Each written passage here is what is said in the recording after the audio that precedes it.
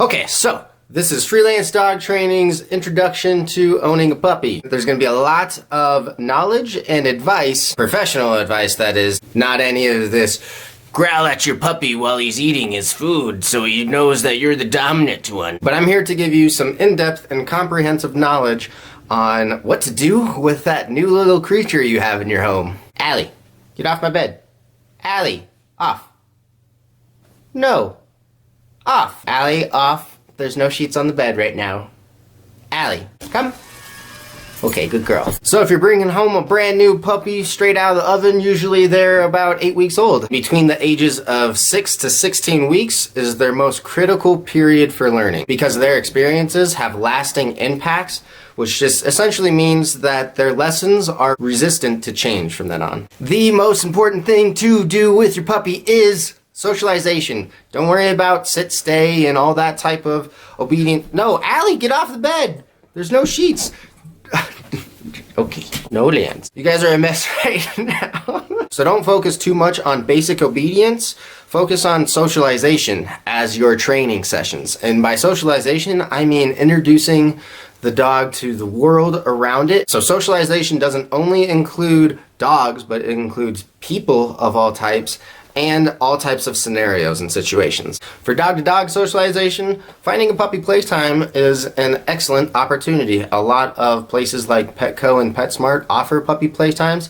Sometimes I do if you're in my area. But it is important to introduce your dog to all different types of dogs. Old dogs, big dogs, small dogs, dogs that are tolerant of other dogs, dogs that aren't tolerant of other dogs in other situations, as long as they have bite inhibition and are not going to hurt your puppy. It's important for dogs to start to learn those body signals that dogs give to each other of, hey, give me space. So when another dog is not being too fond of your puppy, as long as you know that that dog's not going to actually bite, but it might growl or snap or pin your dog down and put your dog in its place, essentially, that's okay as long as your dog's not, traumatized from the experience and it's an informational interaction. So as much as we want to protect our pups, it's also really important that they learn signals from other dogs that say, hey, give me some space and leave me alone. And the only way that they're going to do that is by being introduced to a lot of other dogs. With that, it is very important for you as a dog owner to understand dog body language and to understand the signs that a dog is going to snap. Those usually include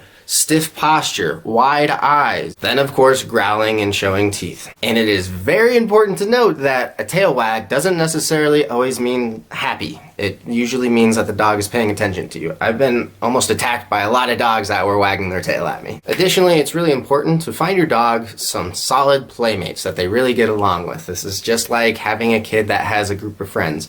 Dog parks can be a little unnerving because a lot of dogs that go to dog parks shouldn't be there, and it's kind of a roll of the dice. You don't know exactly what you're going to get there. So having really solid, stable playmates is a great way for your dog to, build relationships and social skills with its own species. Now, socializing with people is different because they understand that they're a different species, right? Like, you don't have to act like a dog for them to understand you. I can't stand when people do that. So have your dog experience all different types of people: children, elderly people, people that are not fond of dogs. Shove a puppy in their face. Also, people coming into your home, into their space. Definitely important to continue throughout their lifetime so that they don't start to think, don't get in my house, this is my spot, when they become socially mature. When interacting and meeting other people and other dogs, I really encourage people not to pick up their dogs because that eliminates the ability for them to take the flight option of that flight,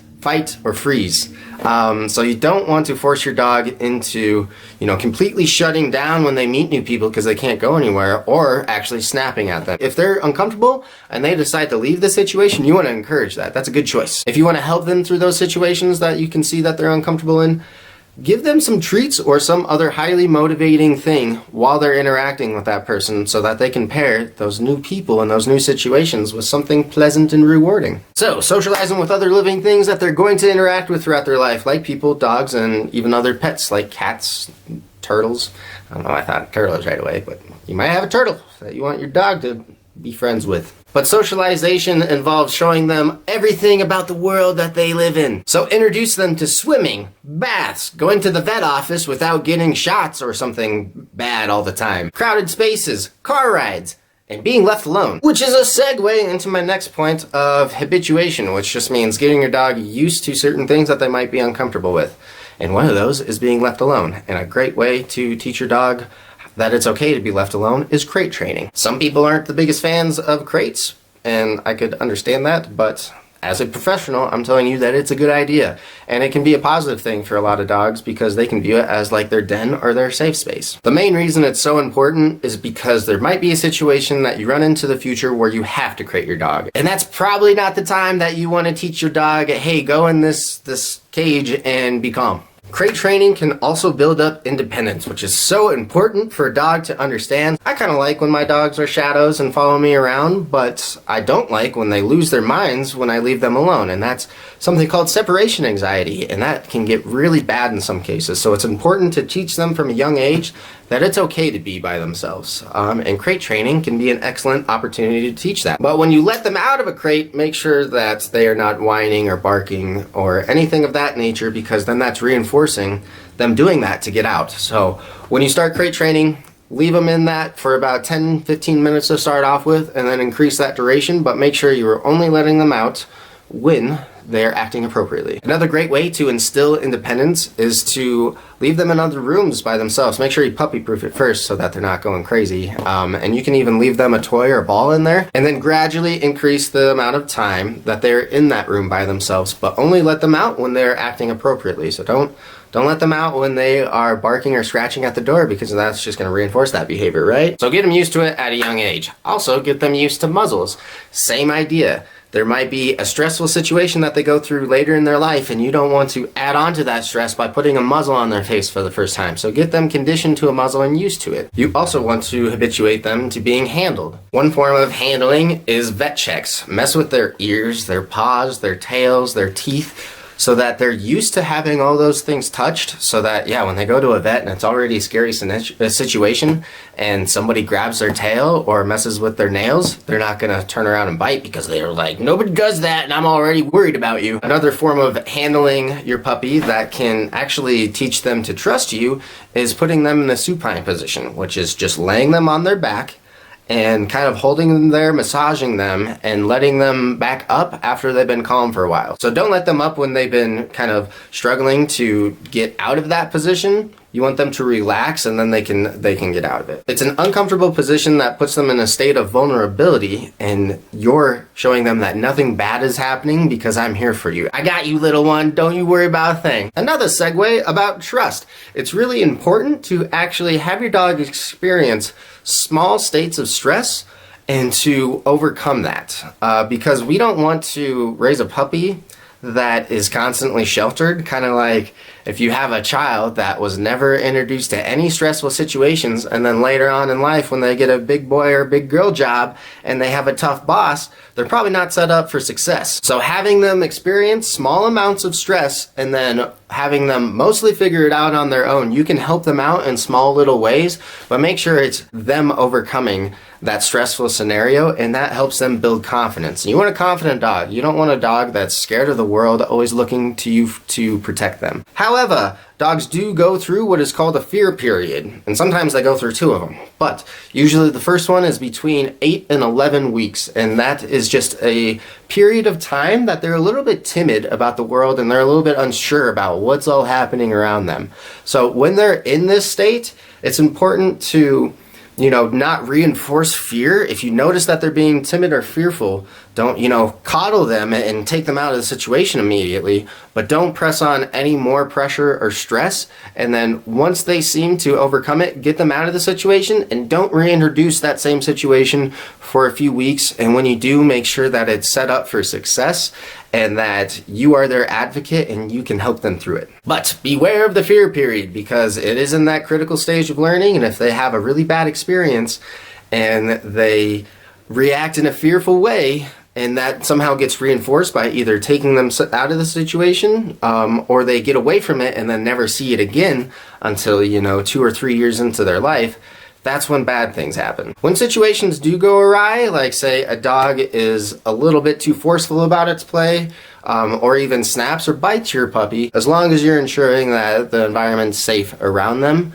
after that incident, help them through it, and then reintroduce it later on in a safer setting. So that the last thing they remember about that situation wasn't that terrible thing that happened. Help them overcome it and then get them out of that situation. Now we can talk a little bit about training commands. And there's not a lot of training commands that I worry about for the first 16 weeks of being a puppy. I kind of just let them be a puppy. But if you're just really a go-getter and want to start teaching your puppy things, some of the most important things that you can teach are eye contact and recall. Eye contact I usually skip if I'm working with an older dog, but for a puppy it can instill a mindset of looking to my owner for information. So at the beginning, all you need to do is essentially name recognition. You can just say their name, or you can say another command like eyes or here or whatever you want to do. But once they give you that eye contact, you use a marker like yes or a clicker. Check out my clicker video if you want to learn how to do that. That's important for a puppy too. And then after you mark that behavior, you give them their reward, treats, or whatever the case is. After you establish that initial behavior, then work up the duration of them holding that eye contact. And this just brainwashes them into looking to you for information. Another really important thing to brainwash your puppy into doing is recall. And it's way easier to teach recall to a puppy than to an adult that has learned, I don't always have to come back to you. And sometimes when I don't come back to you, I get to explore a lot of things in the woods or in the neighborhood or wherever they decide to run off to instead of coming back to you. So check out my recall video in my obedience series. That method also works for puppies, and it was really well made by a good friend and a professional. So check it out, it's a good one. Now, going on walks, that's also important for their socialization stage of learning the world around them, but make sure to remember that they're a puppy. They don't need that long of a walk to get some exercise. So make sure that you keep that in mind. And also with pulling, I don't really care that much when they're a puppy, to be honest, because I can fix pulling pretty quickly, and it doesn't really instill a behavior for the rest of their lives. And most of my training revolves around leash pressure, and I don't want to put a correction collar on a dog that is young and doesn't have a fully developed neck yet. So while they're a puppy, I let them pull and I let them explore the world, as long as they're really not trying to drag me somewhere or they're not becoming reactive to other dogs. I don't care if they pull. But that's up to you if you want to address that, but I usually wait till around 4 months before I start like really on leash training. While you're out on a walk, you might run into other dogs, and it's important to have them experience on-leash greetings from a young age, because that's just kind of part of our dog culture, dog society, whatever you want to call it. Just make sure that the leash is not tight when they are meeting the dog, and that they didn't drag you to meet that other dog, or they weren't barking and going crazy right before it, because remember, you're reinforcing whatever their previous behavior was if they get some type of reward after that behavior. Most importantly for me with puppies is I like to show them a bunch of toys and build up drive. Coming from a working dog background, I want a dog with high drive, because once they have that desire and motivation to get a toy, you can manipulate that and use it as leverage to make them do what you want. And that's what dog training essentially is leverage and manipulation, quite honestly. So find out their favorite toy, build up frustration for them to get that toy during training sessions, and then once they build up frustration enough, then you can let them have it. Once you find their favorite toy, that is their primary reward, meaning they get that specific reward for the most important training sessions. So for example, when I was training dogs in explosive or narcotic detection, most of their favorite toys were Kongs, and they only got Kongs when they found the training odor that they were looking for. So find their favorite toy and then use it against them. Well, I underestimated how long this video was going to be, so I'm going to make it a two-parter, which actually works out because you need to focus on building desirable behavior first before addressing problem behaviors. So let's pretend I did this on purpose. So thank you for watching this video, and stay tuned for part 2, where I'll address potty training, mouthing, and other nuisance behaviors, as well as tips for continuing training into their adolescence. Another thanks to my puppy volunteers. Go ahead and comment below on which one you think is the cutest, or call me a jerk for this shameless engagement tactic. But while you're down there, like and subscribe, then go have fun training your dog.